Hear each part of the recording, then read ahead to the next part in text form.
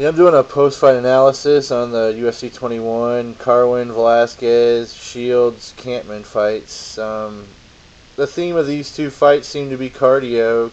Neither Shields or Brock had any cardio to speak of, and it's the reason why both their fights were so bad. Campman had a ton of cardio. I don't know about Velasquez. The fight really didn't go long enough to even see Velasquez's cardio, but both these guys, Brock and Shields, gassed so fast it was ridiculous. Brock came out early in the fight, his usual aggressive style. Went for some takedowns. Cain escaped the takedowns quickly, was back on his feet. And then Cain, basically all he did was just strikes. Not even that many strikes. They weren't even looking that great, but it was enough to win the fight.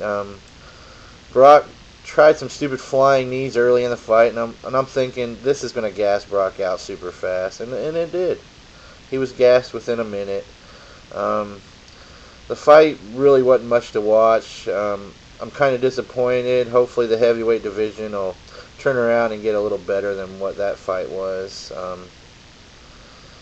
Cain ends the fight pounding a gassed Brock laying on the ground in the fetal position. You could tell Brock, like, he probably couldn't even breathe. He was so gassed. This fight there wasn't nothing to watch, that's for sure.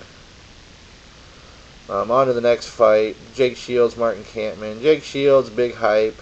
The new guy coming in. He was hype. That's all he was. He didn't deliver on the hype at all.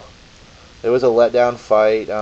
Most of the fight, Shields was getting his butt kicked, to be honest with you. He starts the fight by his usual takedown, get on the ground and lay on top of the guy style, but Kampmann was able to escape the takedowns really quick. Shields didn't accomplish anything when he was on the ground. His stalls were pretty useless. He wasn't really on Kampmann for more than a minute at a time, and most of the time that was spent on the ground, I would say Martin Kampmann was probably on top of Jake Shields. And the second and third round were clearly all Martin Kampmann. Jake Shields, I would probably give the last 1 minute of the third round to.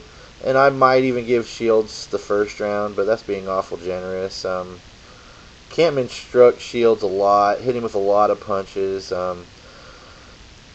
Kampmann had no submission game, though. I think it was pretty clear they picked Kampmann for Shields for a reason, because his ground game was clearly subpar, and they thought Shields' dominant ground game would give him an easy win. The judges gave Shields a split decision, which was a complete joke. One of the judges even went 30-27. Dana White, I don't know. He said that it was a good decision, and he must be smoking crack or something, because that was the worst decision I've ever seen. There was no post-fight interview by Joe Rogan. They cut to a scene outside the ring as soon as the fight ended, and I was told it was because there was booze in the audience so bad when the decision was made that they just tried to cut away from it so nobody would see it.